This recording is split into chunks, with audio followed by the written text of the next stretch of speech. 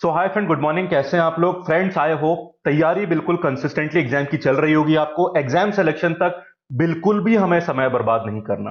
Enjoyment, मस्ती, दोस्ती सबके लिए बाद में टाइम मिल जाएगा, पढ़ाई का नहीं मिलेगा। तो ये आपको मुझसे वादा करना पड़ेगा एंड आई होप कि आप मेहनत कर रहे होंगे, मुझे पूरा भरोसा है। ठीक है, चलिए शुरू करते हैं फ्रेंड्स। करंट अफेयर्स या जीके के टॉप 10 क्वेश्चंस आज के, मतलब 12 जून 2020। ठीक है फ्रेंड्स, करंट अफेयर जैसे मैं बोल चुका हूं मैं आपको कि ऐसा नहीं कि महीने या साल के एंड में कर रहे हो। आप हर दिन जब सिंसियरली आप चीजें कलेक्ट करोगे, तिनके की तरह जब जाके वो घर बनेगा जीके का। ठीक है, चलिए पहला सवाल देखिएगा आज का। फ्रेंड्स, जो एचआरडी मिनिस्ट्री इंस्टीट्यूशंस की रैंकिंग जारी करती है वो कर चुकी है, तो सवाल बनने की बहुत चांसेस इस पे। मैं एक कैटेगरी पे क्वेश्चन पूछा हूं, पर बाकी की जानकारी भी दूंगा मैं आपको। क्वेश्चन देखिए पहले। Union HRD ministry, friends HRD minister का नाम बता दो, कौन है हमारे एचआरडी मिनिस्टर? रमेश पोखरियाल निशंक। ठीक है, तो it has released the India ranking 2020 for higher educational institutions. अब उसमें 10 कैटेगरी हैं, पहले सिर्फ 9 थी, अब 10 है। कौन सी कैटेगरी बढ़ाई गई उसकी बात भी मैं करूंगा अभी। ठीक है, पहले तो आप ये बताइए, इंजीनियरिंग कैटेगरी में नंबर 1 रैंक पे कौन है? सवाल आ सकता है फ्रेंड्स इसके ऊपर। बताओ कौन सा नंबर 1 इंस्टीट्यूट है इंजीनियरिंग कैटेगरी में? अब ये मत बोलना सर आईआईटी, हाँ वो तो पता है। कौन सा वाला? एग्जाम में तो पूरा पूछते हैं ना। The answer is IIT Madras. IIT Chennai वैसे मतलब इंस्टीट्यूट के नाम में मद्रास ही बोलते हैं। सो IIT Madras is the best engineering college इस साल की रैंकिंग में। बाकी कैटेगरी जल्दी से देखते हैं, ध्यान से देखना फ्रेंड्स, ये इंपॉर्टेंट बनेगा इस बार एग्जाम्स में। चलो, ये वेबसाइट में मैं पीआईबी खबर थी। अच्छा, आप एनआईआरएफ की वेबसाइट में जाके भी पूरी लिस्ट देख सकते हो, कोई प्रॉब्लम नहीं, वहां पर भी है, इधर भी लिस्ट दी है इन्होंने। ठीक है, तो पहला देख लो आप, इन्होंने रैंक रिलीज कर दी, पूरी कहानी बता चुका हूं मैं आपको। अब मैं आपको लिस्ट पे ले जा रहा हूं, सीधे सीधे लिस्ट पे चलते हैं। एंड ये देख लो, 5 कैटेगरीज है पैरामीटर्स की जिनके बेसिस पर इन इंस्टीट्यूशंस को रैंक करा जाता है। पहली चीज ये। दूसरी बात, पहले 9 कैटेगरी थी, अब 10 डेंटल को ऐड कर दिया गया। तो डेंटल कॉलेज की पहले रैंकिंग नहीं होती थी, अब उसको ऐड करा गया, अब 10 कैटेगरी है। ठीक है, तो डेंटल नया एडिशन है, इसको ध्यान रखना पड़ेगा। बाकी आप फोटो देख सकते हो, जो क्या कहते हैं कि वीडियो कॉन्फ्रेंस के थ्रू रिलीज करी थी लिस्ट। अब लिस्ट पे आ जाओ, सीधे उस पर काम की बात कर लेते हैं। सिर्फ टॉप का याद रखना, बाकी अपनी जानकारी के लिए, अपनी गाइडेंस के लिए पढ़ सकते हो। ये देख लो आप, सबसे पहले ओवरऑल की बात करते हैं। ओवरऑल आईआईटी मद्रास नंबर, ये इंजीनियरिंग की नहीं, ओवरऑल की बात हो रही। आईआईटी मद्रास नंबर 1 पे, आईएससी बैंगलोर नंबर 2 पे और आईआईटी दिल्ली नंबर 3 पे। ये ओवरऑल की बात हो रही है। जल्दी आगे बढ़ते हैं। यूनिवर्सिटी की बात करी जाए तो फिर आईएससी बैंगलोर नंबर 1 पे, जेएनयू नंबर 2 पे और बीएचयू वाराणसी नंबर 3। ये यूनिवर्सिटी की बात हो रही है, ऊपर ये दिखा है ना यूनिवर्सिटी। ठीक है, इंजीनियरिंग की बात मैंने करी थी आपसे। इंजीनियरिंग में नंबर 1 पे आईआईटी मद्रास, दूसरे पे आईआईटी दिल्ली, तीसरे पे आईआईटी बॉम्बे। बाकी पूरी लिस्ट आपके सामने है। मैनेजमेंट में नंबर 1 पे आईएम अहमदाबाद, दूसरे पे आईएम बैंगलोर, तीसरे पे आईएम कैलकाटा। ठीक है, कॉलेजेस की अगर जनरली बात करी जाए तो 1 पे है मिरांडा हाउस, जो कि दिल्ली यूनिवर्सिटी का बहुत ही अच्छा कॉलेज है, मिरांडा हाउस। फिर जो हम लेडी श्रीराम कॉलेज, जो lady Shriram college for women जो है, जो एलएसआर जो बोलते हैं ना, very famous college, new Delhi, बहुत ही रेप्यूटेड कॉलेज है ये। हिंदू कॉलेज नंबर 3 पर है। ठीक है, तो आई थिंक ये तीनों कॉलेज, इसमें तो 4, पहले स्टीफेंस कॉलेज भी दिल्ली यूनिवर्सिटी का है, तो टॉप 4 कॉलेज दिल्ली डीयू के हैं। चलो ठीक है। फार्मेसी, जामिया हमदर्द न्यू दिल्ली नंबर 1 पर है, पंजाब यूनिवर्सिटी नंबर 2 पर है, और एनआईपीईआर मोहाली, मतलब national institute of pharmaceutical education and research number 3 पर है। आपको फर्स्ट याद रखना पड़ेगा फ्रेंड्स। ठीक है, बाकी नहीं पूछते हैं। मेडिकल में एम्स न्यू दिल्ली नंबर 1, पीजीआईएमआर चंडीगढ़ भी बहुत बड़ा कॉलेज भी है और मेडिकल मतलब हॉस्पिटल भी है, पूरा कंबाइंड रहता है। तो पीजीआईएमईआर जो होता है, post graduate institute of medical education and research Chandigarh. ठीक है, तो और सीएमसी वेल्लोर, ये तीनों ही बहुत नामी कॉलेजेस हैं। थर्ड पे सीएमसी वेल्लोर। आर्किटेक्चर में नंबर 1 पे आईआईटी खड़गपुर, दूसरे पे आईआईटी रुड़की और तीसरे पे एनआईटी कैलिकट। ठीक है, लॉ में आ जाइए, एनएलएस बैंगलोर, जो बैंगलोर का लॉ कॉलेज है, नंबर 1 पे, एनएलयू दिल्ली नंबर 2 पे और नलसार हैदराबाद नंबर 3 पे। और डेंटल जो नई कैटेगरी ऐड करी गई है उसका जरूर पूछ सकते हैं, नंबर 1 पे है Maulana Azad institute of dental sciences Delhi. बाकी दोनों आप देख सकते हैं वहां पे। समझ गए? तो सबका टॉप याद करेना फ्रेंड्स, एग्जाम में आ सकता है, हमने बता दिया आपको। ठीक है, आप एनआईआरएफ की वेबसाइट पे जाके भी, एनआईआरएफ समझ गए ना, मैं बार बार जो बोल रहा हूं आपसे ज्यादा को मिलेगा। आप 2 सेकंड दो मुझे, मैं भी वहीं पे आ रहा हूं। कहाँ गया था? यहीं पे मैं कहीं पढ़ रहा था, एनआईआरएफ लिखा हुआ था, जस्ट एक सेकेंड। हाँ ऊपर था, हाँ ये रहा। जिस फ्रेमवर्क के अकॉर्डिंग इनकी रैंकिंग होती है उसको एनआईआरएफ बोलते हैं। ये रहा, नेशनल इंस्टीट्यूशनल रैंकिंग फ्रेमवर्क, ये फुल फॉर्म। पिछले 5 सालों से इसका इस्तेमाल करके रैंकिंग करी जा रही है, 5 ईयर से। नेशनल इंस्टीट्यूशनल रैंकिंग फ्रेमवर्क, मतलब NIRF। आप इस वीडियो के बाद ना वेबसाइट पे भी जाना है इसकी, आपको वहां पे भी ये पूरी कहानी मिल जाएगी। चलिए अगला सवाल पढ़िए। Government has issued advisory. बड़ा इंटरेस्टिंग क्वेश्चन है, इसमें एक ऐसा टर्म है जो आपने बहुत सुना होगा, मैं जानना ही चाह रहा हूं कि आप इसके बारे में जानते भी कि होता क्या है। वो बहुत बेसिक सवाल पूछा है मैंने, देखिएगा फिर खबर बताऊंगा मैं आपको। देखो, government has issued advisory to streamline the process for import and possession of exotic species in India. आप बताओ एग्जॉटिक स्पीशीज होती क्या है? सुना होगा ना आपने, एग्जॉटिक स्पीशीज प्लांट की, एनिमल की क्या होती हैं? Any idea? आंसर देखिए, एग्जॉटिक्स लाइव स्पीशीज वो होती हैं एनिमल या प्लांट की जिनको अपनी ओरिजिनल लोकेशन से कहीं और ले जाया जाता है। बस ये सिंपल सा मतलब होता है, कोई बहुत एग्जॉटिक सा मतलब इसका नहीं है। यहां पैदा होती है स्पीशीज प्लांट एनिमल की, उसे कहीं और नई जगह पे ले गए तो उसे बोलेंगे एग्जॉटिक स्पीशीज। इतना मतलब है। एक बहुत जरूरी खबर है फ्रेंड्स, सरकार ने फैसला लिया है कि जिस भी इंसान के पास एग्जॉटिक स्पीशीज हैं प्लांट या एनिमल की, देखिए इनके रिकॉर्ड्स लोग डिक्लेयर भी करते हैं कि वो ऐसी स्पीशीज लाए हैं, पर कोई इसका टोटल रिकॉर्ड नहीं है स्टेट या सेंट्रल गवर्नमेंट के पास, एक कंप्लीट रिकॉर्ड नहीं है। इसीलिए सरकार ने बोला है कि अगर आपके पास एग्जॉटिक स्पीशीज है तो आपको अब उसे गवर्नमेंट को रिपोर्ट करना पड़ेगा। जो सरकार की वेबसाइट है परिवेश, एनवायरमेंट और फॉरेस्ट मिनिस्ट्री की वेबसाइट है ना परिवेश, परिवेश वेबसाइट पे जाके आपको पूरा फॉर्म मिलेगा, उसको आप भर के डिक्लेयर करना पड़ेगा।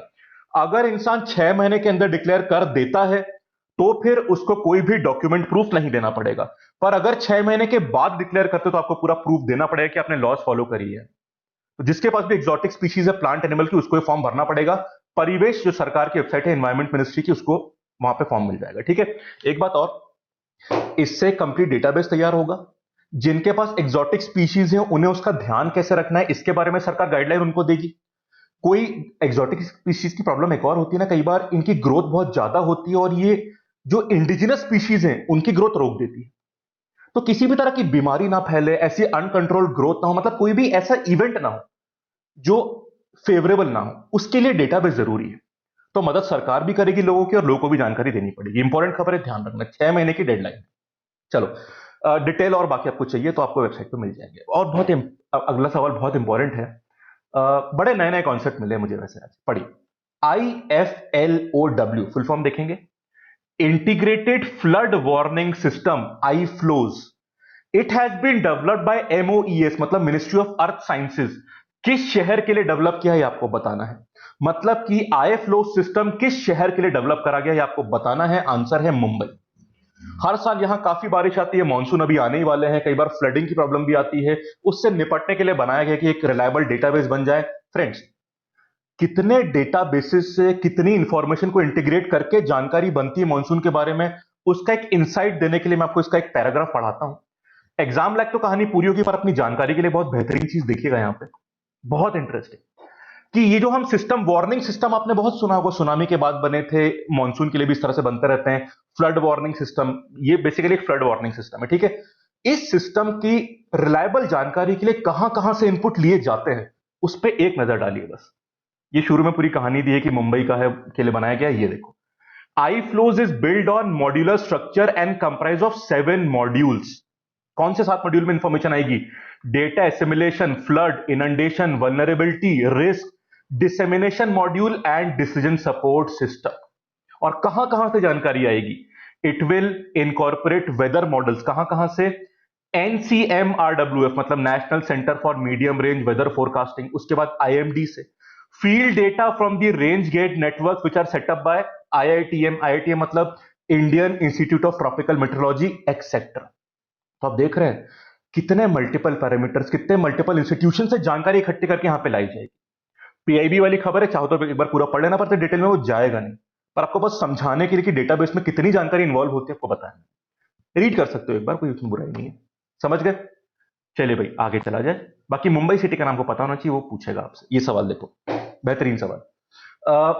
सवाल ये है, गवर्नमेंट में इसको फुल स्क्रीन इसलिए नहीं कर रहा हूं क्योंकि अभी इसका भी आर्टिकल पे बस 3-4 का आर्टिकल है, उसमें तीसरा वाला ये है। Government has launched, is about to launch, 18 जून की बात है। Government of India will launch auction of coal mines for commercial mining, ये कीवर्ड है commercial mining, commercial mining on June 18, 2020। इस ऑक्शन का थीम क्या होगा, इस लॉन्च का? आंसर देख लो, unleashing coal, new hopes for Atmanirbhar Bharat. अब यहां जरूरी बात क्या मैं बताता हूं आपको, 18 जून को ऑक्शन शुरू होने वाला है कुछ कोल माइंस का कमर्शियल माइनिंग के लिए। उस लॉन्च का थीम आपके सामने आ गया, क्या आ गया? अनलीशिंग कोल, मतलब कोल का इस्तेमाल करना, उसको मतलब एवेन्यूज ओपन करना उसके लिए, new hopes for Atmanirbhar Bharat. सवाल समझ गए, आंसर भी समझ गए। एक सवाल दिमाग में आया, what is commercial mining? This is very important concept. हमने नॉर्मल माइनिंग सुनी थी, कमर्शियल में ऐसा क्या अलग होने वाला है अभी 18 तारीख को? वो अंतर देखो फ्रेंड्स। उस अंतर के लिए मैं आर्टिकल खोज के लाया आपके लिए। ऑब्जेक्टिव के लिए तो काम बन गया आपका कि आपने ये याद कर लिया, दिस इज द थीम, ठीक है। पर कमर्शियल माइनिंग देखो, ये पैराग्राफ इज सो इंपॉर्टेंट, ध्यान से पढ़िएगा। अब बाकी खबरें जो मैं बता चुका हूं ऊपर लिखी हैं, ये देखो, commercial coal mining auction are completely different from the earlier regime of restricted sector use and prices. तो पहले जो था माइनिंग का ऑक्शन है, यूज रिस्ट्रिक्टेड था, उसका इस्तेमाल भी और उसकी प्राइजेस भी। अब ऐसा नहीं होगा, now there are no restrictions. अब एक बहुत लिबरल रेजीम होगा, लिबरल। तो लिबरल को ही हम कमर्शियल यहां बोलते हैं। The proposed auction have term and conditions which are very liberal. अब लिबरलिटी में क्या होगा, किन किन चीज में लिबरल बनने वाले हैं, दो तीन चीजें देख लो, बाकी डिटेल में आने की जरूरत नहीं है, ठीक है। Now it will allow new companies to participate in the bidding process, reduced upfront amount, जो इनिशियली सबमिट करनी है अमाउंट में कमी आएगी, adjustment of upfront amount against royalty, ठीक, मतलब वो एडजस्टमेंट रॉयल्टी अगेंस्ट पूरा वो एडजस्ट अमाउंट कर देंगे यहां पे। Liberal efficiency parameters to encourage flexibility to operationalise the coal mines, operationally भी काफी यहां पे एक फ्रीडम दी जाएगी।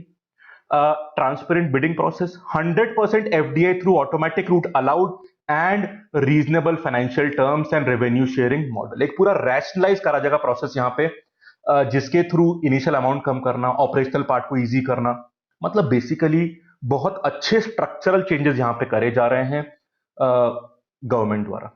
क्या क्या एलिमेंट उसमें आता है आपको थोड़ा पता होना चाहिए, इसलिए मैंने आपको सारे पॉइंट दिखाए यहाँ पे, ठीक है।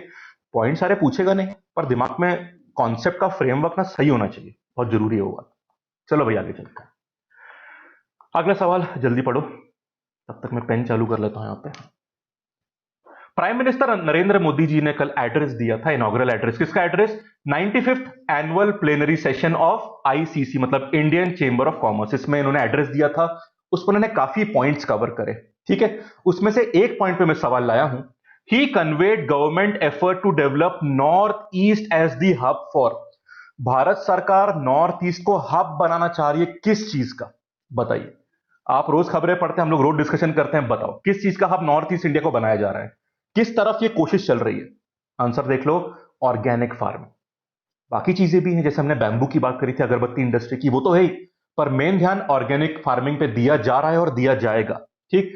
बेसिकली यहां क्लस्टर अप्रोच फॉलो करी जाएगी कि ये एरिया इसमें स्पेशलिस्ट है, ये उसमें स्पेशलिस्ट है, इस तरह से। सिक्किम तो ऑलरेडी बहुत बढ़िया काम कर ही रहा है ऑर्गेनिक फार्मिंग में, बाकी स्टेट पे भी इंकरेज करा जाएगा। तो नॉर्थ ईस्ट को ग्लोबल लेवल पे और इंडिया लेवल पे एक बहुत इंपॉर्टेंट हब बनाने का प्रयास चल रहा है ऑर्गेनिक फार्मिंग में। अगर ये पॉइंट कहीं पे इंटरव्यू में बोल दिया आपने, जीडी में बोल दिया, या ऐसे या जीएस में लिख दिया, तो आपके नंबर कोई नहीं रोक सकता। समझ गए? चलिए, ऑर्गेनिक फार्मिंग, खासकर सिक्किम के एफर्ट्स यहां पे काफी एग्जाम्पलरी है। आगे चलते हैं। चलो, हम अभी बात ही कर रहे थे बैम्बू स्टिक जो अगरबत्ती में यूज होती है, बाकी जगह भी यूज होता है। अब सवाल आ गया उसके ऊपर, ठीक है, बढ़िया सवाल। Central government has increase the import duty on bamboo stick, जो अगरबत्ती एक्सेट्रा बनाने का काम आती है। सरकार बोल रही है ना कि आत्मनिर्भर बनना है, उससे कदम अब लिए जा चुके हैं। पहले तो थीम बताई जा रही थी, अब ये स्टेप है एक्चुअली, ठीक है। बैम्बू स्टिक पहले 10% था इंपोर्ट ड्यूटी, अब बैम्बू स्टिक पर इंपोर्ट ड्यूटी बढ़ के कितना हो गया आपको बताना है? Any idea? खबर में पढ़ा होगा आपने, 25%, अब 25% हो गया है। To discourage the import and encourage domestic use, indigenous बनना चाहिए। पहले जिन कंट्रीज से मेजर इंपोर्ट होता था, अभी भी होगा पर बहुत कम हो जाएगा, वो मेन कंट्रीज थी चाइना और वियतनाम। इन दो कंपनियों से काफी बैम्बू स्टिक आती थी जिनका यूज अगरबत्ती में करते थे। अब डोमेस्टिक ग्रो होंगी चीजें, ऐसी उम्मीद करी जा रही कि अगले 8-10 महीने में actually khadi and village industry commission जो होती है, केवीआईसी, इसके डायरेक्टर हैं बीके बंसल जी। बीके बंसल जी, तो एनडीए में ये अपना क्या कहते हैं कि, एक सेकंड एक सेकंड एक सेकंड, ये मैंने गलत बता दिया, it is not this, just KYC. BK Bansal किसी और का डायरेक्टर, मैंने कंफ्यूज होते, उसको अभी हटा दीजिए, बस केवीआईसी का नाम ध्यान रखिए। तो केवीआईसी ने भी बोला है कि सरकार का डिसीजन बहुत अच्छा है। जो उम्मीद लगाई जा रही है, 8 से 10 महीने में लगभग 1 लाख लोगों को यहां पे एम्प्लॉयमेंट मिलेगा बैम्बू के इंपोर्ट में ड्यूटी बढ़ाने से, क्योंकि डोमेस्टिक अगरबत्ती इंडस्ट्री को बहुत बूम मिलेगा। ठीक है, वो बीके बंसल इसके नहीं, वो किसी और के डायरेक्टर में किसके बताऊंगा अभी, वो अगले सवाल की बात है, थोड़ा कंफ्यूज कर रहे हैं, समझ गए।